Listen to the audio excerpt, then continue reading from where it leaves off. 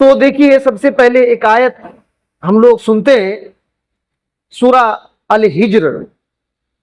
سورہ الحجر جو 15 نمبر کی سورہ ہے، اس کی آیت نمبر 40 پر 9 اور 50 دو آیت. ان دونوں آیتوں میں اللہ تعالیٰ فرماتا ہے نبی عبادی انی انا الغفور الرحیم. اللہ تعالیٰ نے کہا کہ اے پیغمبر محمد صلی اللہ علیہ وسلم، نبی عبادی، آپ میرے بندوں کو خبر دے دیجئے، آپ میرے بندوں کو خبر دے دیجئے انی انا الغفور الرحیم، کہ اس میں کوئی شک نہیں ہے میں بخشنے والا اور بہت رحم کرنے والا ہوں.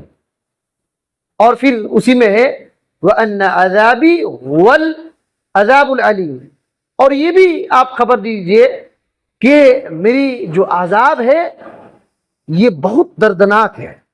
دونوں باتیں ہیں، اللہ تعالیٰ نے دونوں باتیں بیان کیا. اے محمد صلی اللہ علیہ وسلم، آپ میرے بندوں کو خبر دے دیجئے کہ میں بہت بخشنے والا اور رحم کرنے والا ہوں، اور یہ بھی خبر دے دیجئے کہ میری عذاب جو ہے یہ بہت دردناک عذاب ہے. یہ دونوں کی خبر دے دیجئے. یہ آیت ہے. اس آیت کریمہ میں بہت کچھ باتیں ہیں. امام ابن کثیر رحمۃ اللہ علیہ اس آیت کریمہ کی تفسیر میں ذکر کرتے ہیں کہ اخبر یا محمد، اے محمد صلی اللہ علیہ وسلم، آپ خبر دے دیجئے. کن کو؟ عبادی، میرے بندوں کو. کس بات کی خبر دے دیجئے؟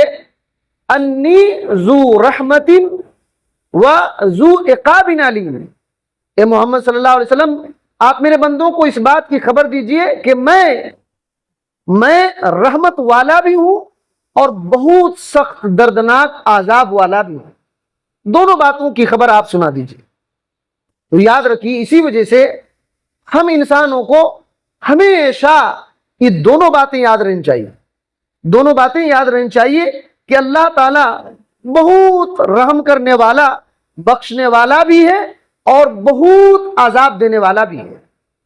صرف ایک بات پر اڑے نہیں رہنا چاہیے کہ اللہ تعالیٰ بہت بخشنے والا ہے اور اللہ کے عذاب کو بھول جائیں گے تو بڑا خطرناک فتنے میں پڑ جائیں گے. بہت خطرناک فتنے میں پڑ جائیں گے. دنیا کی ہر برائی کرنا شروع کریں گے.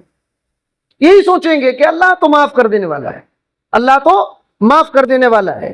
اور اگر کوئی آدمی اللہ تعالیٰ کی رحمت اور مغفرت سے مایوس ہو گیا اور صرف یہ سوچا کہ اللہ تعالیٰ تو بہت عذاب دینے والا ہے، تو پھر یہ بھی بگڑ جائے. دونوں باتیں ہونی چاہیے، دونوں باتیں ہونی چاہیے. اچھا، یہاں ایک بات ہے کہ اللہ تعالیٰ نے کہا کہ میرے بندوں کو خبر دے دیجئے کہ میں بہت بخشنے والا ہوں اور بہت رحم کرنے والا ہوں. کن کو بخشنے والا اور کن کو رحم کرنے والا ہوں، یہ بات ہے. کن کو بخشنے والا اور کن کو رحم کرنے والا ہوں. تو یاد رکھیے، اس آیت کریمہ کی تفسیر مفسر امت حضرت عبداللہ بن عباس رضی اللہ تعالیٰ عنہ، جو نبی کریم صلی اللہ علیہ وسلم کے شاگرد تھے، انہوں نے اس آیت کریمہ کی تفسیر جو کیا ہے، جس کو امام بغوی رحمۃ اللہ علیہ نے معالم التنزیل ان کی کتاب تفسیر کی ہے، اس میں ذکر کیا. حضرت عبداللہ بن عباس رضی اللہ تعالیٰ عنہ کہتے ہیں کہ اس آیت کا مطلب یہ ہے یعنی من تاب منہم. اللہ تعالیٰ کہتا ہے کہ میں بہت زیادہ بخشنے والا اور رحم کرنے والا ہوں. کن کو بخشنے والا اور رحم کرنے والا ہوں؟ جو لوگوں میں سے توبہ کرنے والے ہیں. جو لوگوں میں سے توبہ کرنے والے ہیں ان کو میں بخش بھی دوں گا اور ان پر رحم بھی کروں گا. تو اللہ تعالیٰ بخشے گا تب رحم آئے گی. یاد رکھیے، اللہ تعالیٰ نہیں بخشا تو اللہ کی رحمت سے دور ہو جائیں گے، اللہ کی رحمت سے دور ہو جائیں گے. تو حضرت عبداللہ بن عباس رضی اللہ تعالیٰ عنہ نے کتنی بڑی بات کہی ہے کہ اللہ تعالیٰ نے جو یہاں یہ کہا کہ آپ اے محمد صلی اللہ علیہ وسلم خبر دے دیجئے کہ میں بخشنے والا بھی ہوں اور رحم کرنے والا ہوں، تو ان کو بخشنے والا ہوں جو توبہ کرنے والے ہیں. کیوں بولے تو کیوں یہ بات کیوں ہے؟ اللہ کے نبی صلی اللہ علیہ وسلم نے جو کہا ہے کل بنی آدم خطا وخیر خطائین التوابون. آدم کے ہر بچے خطا کار ہیں، آدم کے ہر بچے خطا کار ہیں، گناہ کرتے ہیں، لیکن ان میں سب سے بہتر وہ ہے جو توبہ کرنے والے ہیں. तौबा करने वाले हैं। इसी वजह से जैसे कोई गलती हो गई, खता हो गई, चूक हो गई, अल्लाह ताला से गिड़गिड़ा कर माफी मांग लेना, अल्लाह ताला से गिड़गिड़ा करके माफी मांग लेना, वरना अल्लाह का अजाब इतना सख्त है कि बंदे के बस में ये बात नहीं है कि वो सह ले, बंदे के बस में ये बात नहीं कि वो अल्लाह के अजाब को झेल ले और सह ले, सह नहीं सकेगा, सह नहीं सकेगा। वो अजाब ही खतरनाक है, अजाब अलीम है, दर्दनाक अजाब है, दर्दनाक अजाब है। यहां और एक बात है कि देखिए अल्लाह ताला ने अपने नबी मोहम्मद सल्लल्लाहु अलैहि वसल्लम से कहा आप खबर दीजिए, आप खबर दीजिए। क्यों कहा खबर देने के लिए? अल्लाह ताला तो कुरान में, अल्लाह ताला कुरान नाजिल कर रहा है, ये खबर देने के लिए क्यों कहा? बस में आ रही है कि अल्लाह ने कहा नब्बी, आप खबर दीजिए, किनको? मेरे बंदों को खबर सुनाइए, पहुंचा दीजिए। क्यों कहा खबर देने के लिए? तफसील सादी अब्दुल रहमान बिन नासिर अस्सादी रहमतुल्लाह अलैह ने इस आयत करीमा की तफसीर बेहतरीन किया है। कहते हैं इस आयत करीमा की तफसीर करते हुए कहते हैं कि अल्लाह ताला ने मोहम्मद रसूलुल्लाह सल्लल्लाहु अलैहि वसल्लम को ये कहा कि मेरे बंदों को खबर सुना दीजिए। क्यों? इसकी वजह यह है कि फ़इन्नहुम इज़ा अरफू कमाला रहमतिही व मग़फ़िरतिही सअऊ फिल अस्बाबी अलमूसिलति लहुम इला रहमतिही व अक़लऊ अनि ज़ंबी अनि ज़ुनूबि व ताबू मिनहा लियनालू मग़फ़िरतहू। कहते हैं अल्लाह ने इस वजह से कहा कि आप खबर सुनाइए, क्योंकि जब मेरे बंदे मेरी कमाल रहमत को जान लेंगे, जब मेरे बंदे मेरी कमाल रहमत को जान लेंगे, मेरे अजीम मगफिरत को जान लेंगे, तो कोशिश करेंगे उन असबाब, उन जरियों को अपनाने की कोशिश करेंगे जो जरिया मेरी रहमत तक इनको पहुंचा सके।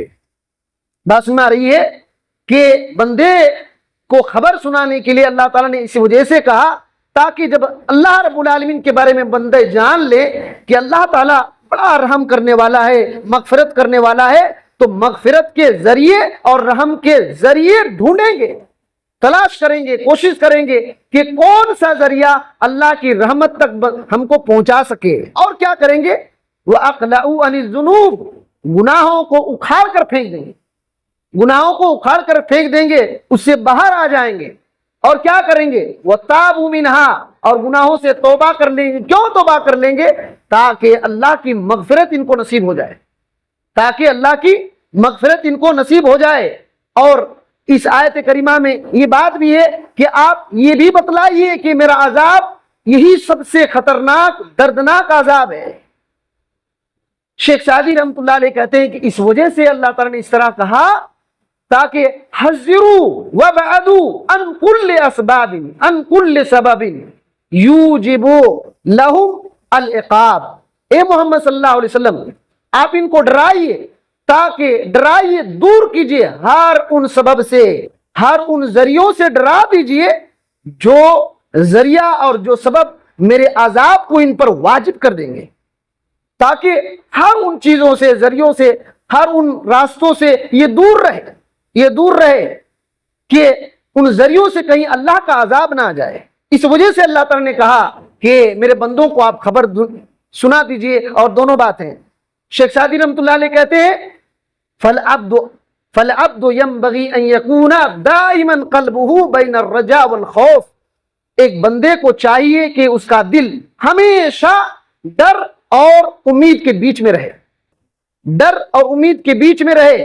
जब बंदा अल्लाह अपने रब की रहमत, मगफिरत और उसके एहसान और उसके जोद सखा और करम को देखे तो उसके दिल में एक ख्वाहिश पैदा होगी, उम्मीद जाग जाएगी।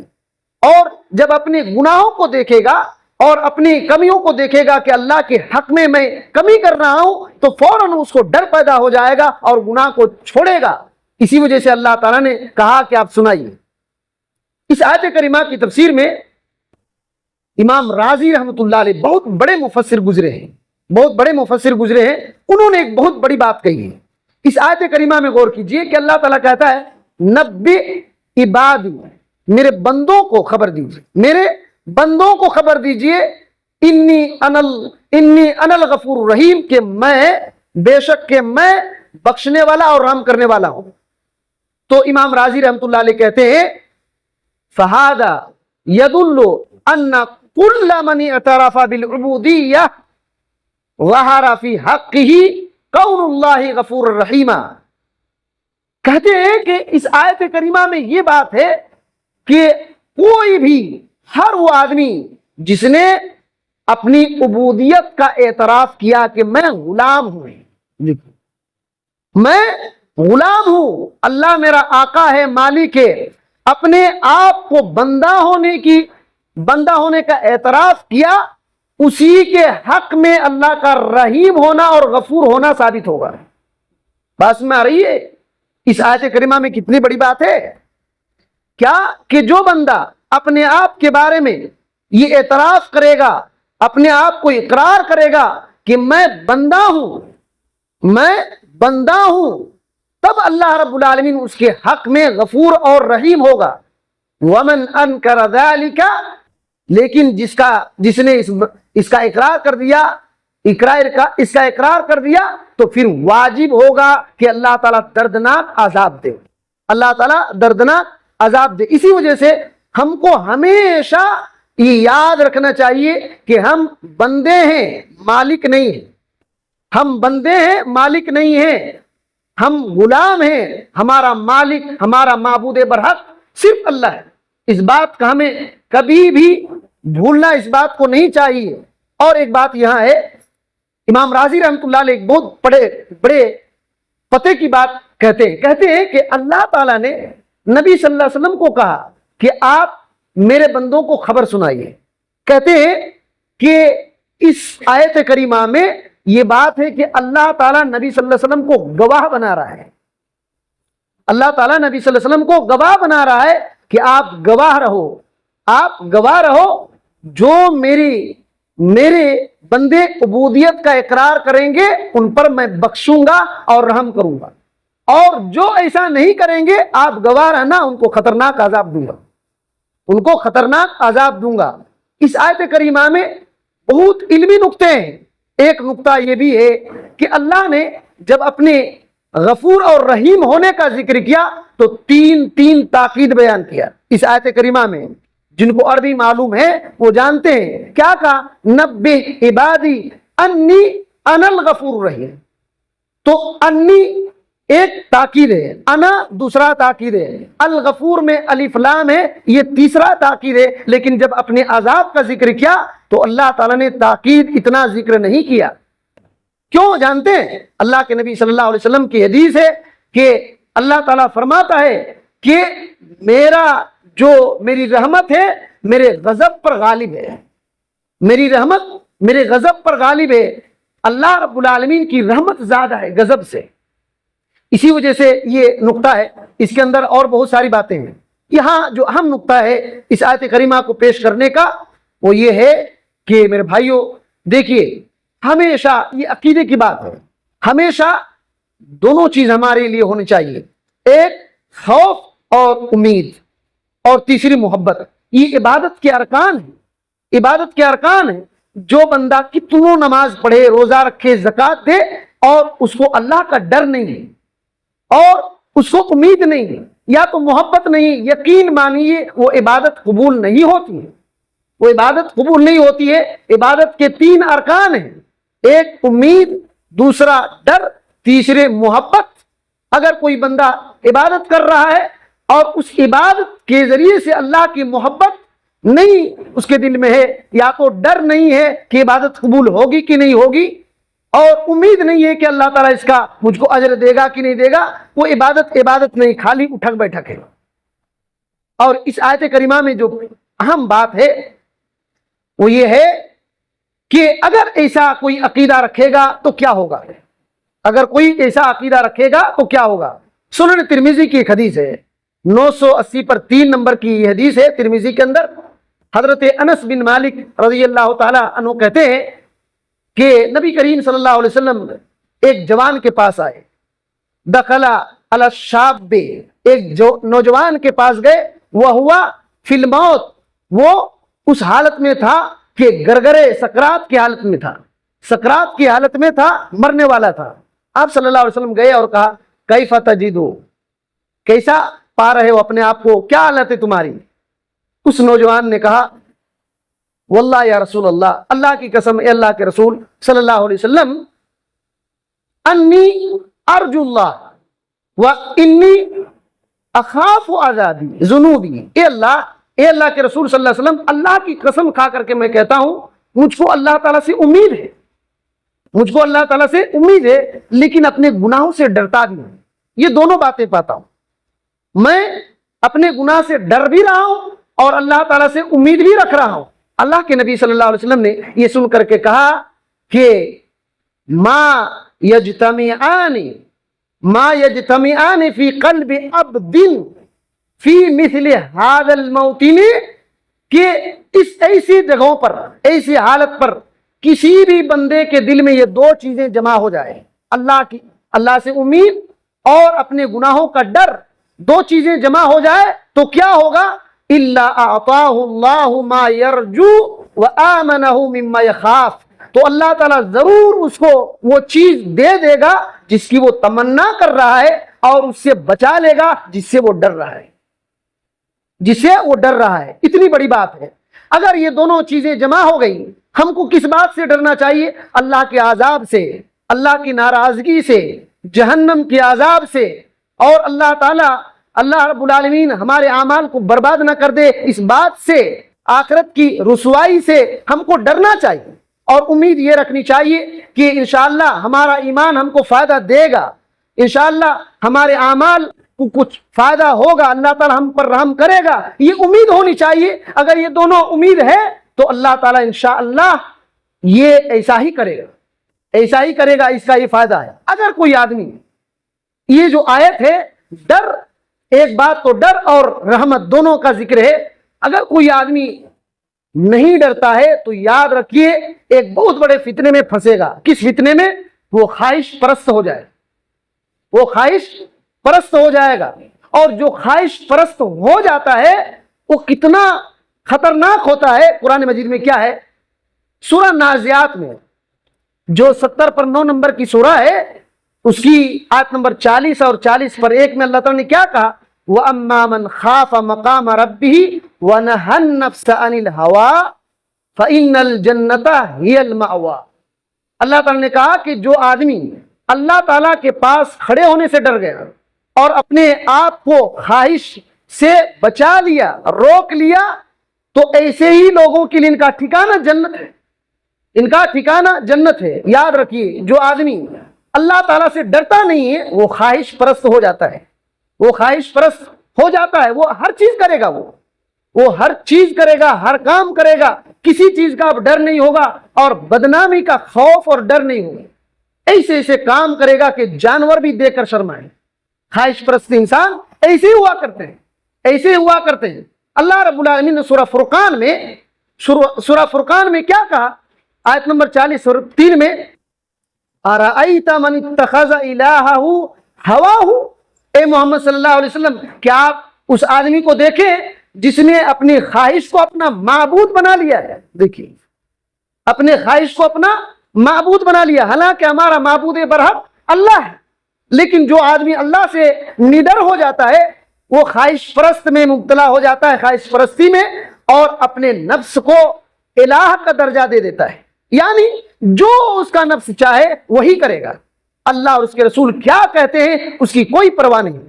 اللہ تعالیٰ نے نبی صلی اللہ علیہ وسلم کو اسی آیت میں کہا افانت تکون علیہ وکیلا, اے پیغمبر محمد صلی اللہ علیہ وسلم کیا ایسے آدمی کا ذمہ دار آپ ہوں گے؟ دیکھیے مطلب کیا ہے, ایسے آدمی اب خواہش میں چلا گیا تو آپ عذاب سے بچا نہیں سکتے. کتنوں اس کو سمجھائیے, ڈرائیے, بدنامی کا ڈر دلائیے کہ آپ برباد ہو جاؤ گے, یہ ہو جاؤ.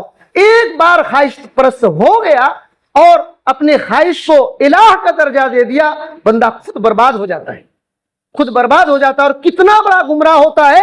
سورہ قصص جو 28 نمبر کی سورہ ہے, اس کی آیت نمبر 50 میں اللہ تعالیٰ نے کہا, کیا کہا کہ امن اضل ممن اتبع ہواہ بغیر ہدی من اللہ, واللہ لا یہدی القوم الظالمین، کہا کہ کیا اس سے بڑا بھی کوئی گمراہ ہو سکتا ہے؟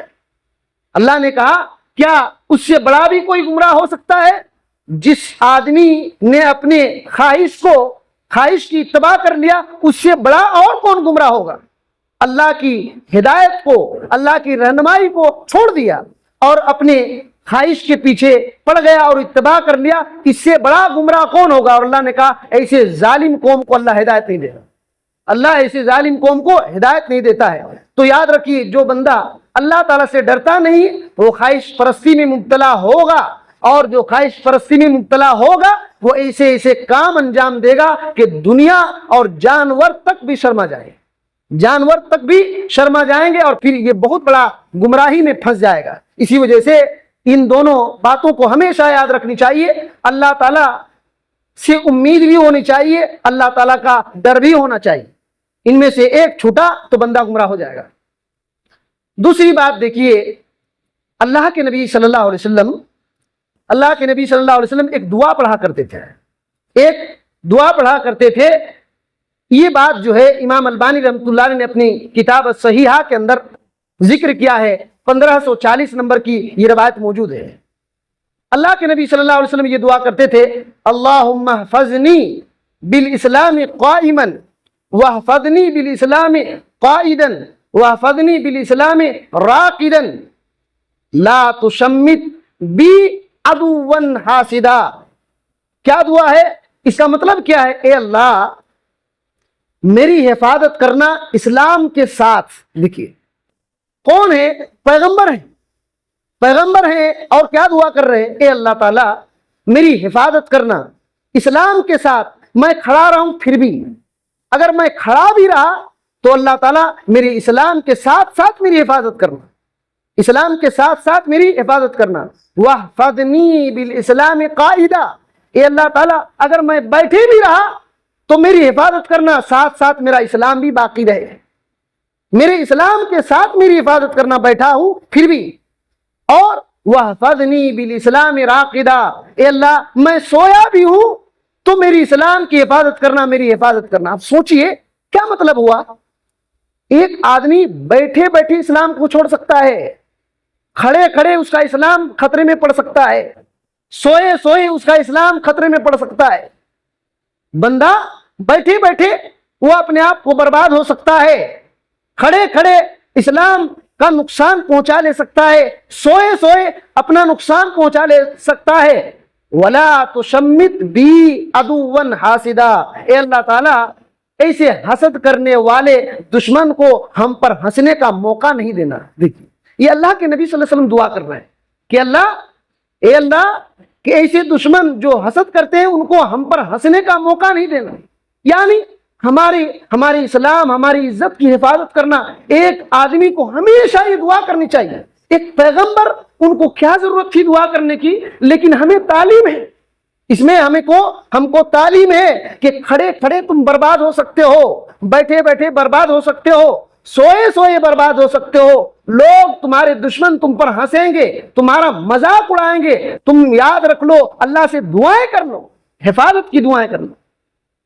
تو یہ بات ہے اللہ کے نبی صلی اللہ علیہ وسلم، اور پھر اسی دعا میں یہ کہتے تھے اللہم انی اسألک من کل خیر خزائنہ بیدک، اے اللہ تیرے ہاتھ میں جو بھی خیر ہے اس خیر کی بھلائی میں چاہتا ہوں۔ اے اللہ تیرے ہاتھ میں جو خزانے ہیں اس خزانے کی خیر کی بھلائی میں مانگتا ہوں۔ اور یہ دعا کرتے تھے اے اللہ تیرے ہاتھ کے خزانے میں جو شر ہے اس شر سے میں پناہ مانگتا ہوں۔ اللہ کے خزانے میں انسان کے لیے خیر اور شر دونوں ہے۔ اللہ تعالیٰ سے خیر مانگنا اور شر سے پناہ مانگنا، اب اس دعا کو میں اس وجہ سے بیان کیا تاکہ دیکھیے ہم کو ہمیشہ خیال رہنا چاہیے کہ ہم صرف اسلام قبول کیے، ایمان قبول کیے، اتنا کافی نہیں ہے کہ ہم ختم ہو جائے، ہمارا مسئلہ ختم ہو گیا اور ہم نڈر ہو جائیں گے۔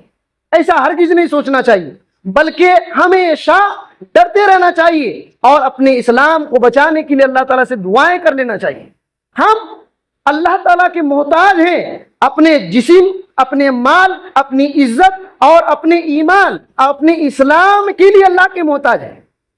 اگر وہ اللہ تعالیٰ ہم کو نہ بچائے، ہمارے جسم کو نہ بچائے، ہمارے مال کو نہ بچائے، ہماری عزت کو نہ بچائے، ہمارے ایمان اور اسلام کو نہ بچائے، تو دنیا کی کوئی طاقت ہمارے اسلام، ایمان، صحت، تندرستی، مال اور عزت کو نہیں بچا سکتا۔ اسی وجہ سے اللہ کے نبی صلی اللہ علیہ وسلم یہ دعا کرتے تھے۔ ہم دیکھتے ہیں ایک آدمی عزت کے بلند پہاڑ پر ہوتا ہے، لیکن ذلت کے ایسے غار میں، کنویں میں، دلدل میں گر جاتا ہے کہ ہم سوچ بھی نہیں سکتے۔ یہ دنیا جانتی ہے۔ اسی وجہ سے اللہ تعالیٰ کے ہم محتاج ہیں۔ قرآن مجید میں اللہ تعالیٰ نے کیا کہا؟ سورہ فاطر میں جو 35 نمبر کی سورہ ہے، آپ 15ویں آیت سے لے کر 17 آیت تک پڑھیے۔ اللہ تعالیٰ نے کیا کہا؟ یا ایھا الناس انتم الفقراء الی اللہ، اے لوگو تم سب کے سب اللہ کے محتاج ہو، تم سب کے سب اللہ کے محتاج ہو۔ واللہ هو الغنی الحمید، اور یاد رکھو اللہ تعالیٰ ہی بے نیاز ہے اور تعریف کے لائق وہی ہے، تعریف کے لائق وہی ہے۔ اسی کے آیت کے بعد اللہ تعالیٰ نے کہا ان یشاء یذہبکم، اگر وہ چاہے تو تم کو فنا کر دے گا، تم کو فنا کر دے گا، برباد کر دے گا، مار دے گا، اور کیا کرے گا؟ یاتی بخلق جدید، اور نئے لوگوں کو پیدا کرے۔ اللہ تعالیٰ اگر چاہے تو تم سب کو فنا کر کے دوسرے نئے لوگوں کو پیدا کرے گا۔ اور کیا کہا؟ ما ذلک علی اللہ بعزیز، اس کام کو کرنے میں اللہ کو مشکل نہیں ہے، اس کام کو کرنے میں اللہ کو مشکل نہیں ہے۔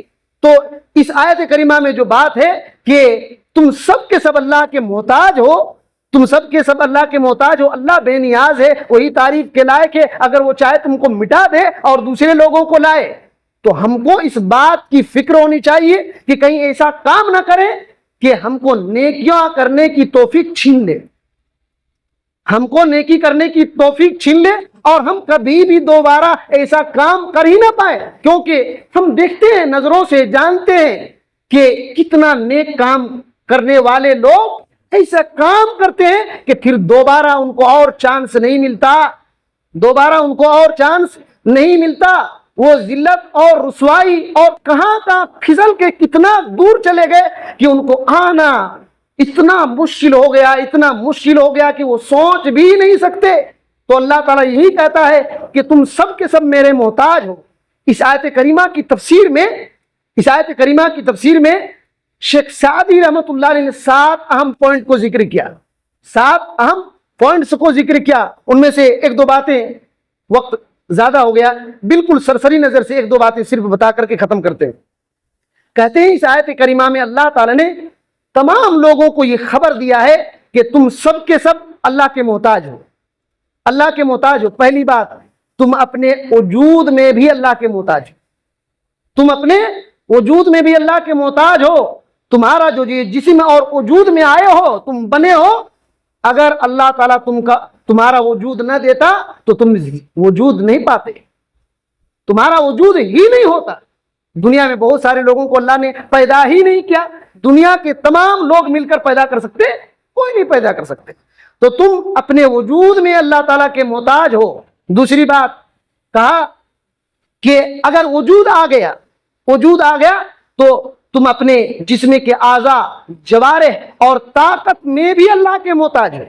اگر وجود ہے، ہم دیکھتے ہیں نا بہت سارے لوگوں کا وجود ہے لیکن جسم کے پارٹ سے کسی کام کے نہیں ہے، تو کہتے ہیں اگر اللہ تعالیٰ تمہارے جسم میں طاقت نہ دے تو تم کوئی کام نہیں کر سکتے، اس میں بھی تم اللہ کے محتاج ہو۔ اور تیسری بات کہتے ہیں کہ تم اپنے رزق میں، روزی میں، ظاہری اور باطنی نعمت میں اللہ کے محتاج ہے۔ اگر اللہ تعالیٰ تمہارا روزی روک لے اور تمہاری نعمتوں کو چھین لے، کوئی تم کو روزی نہیں دے سکتا، کوئی نعمت نہیں دے سکتا۔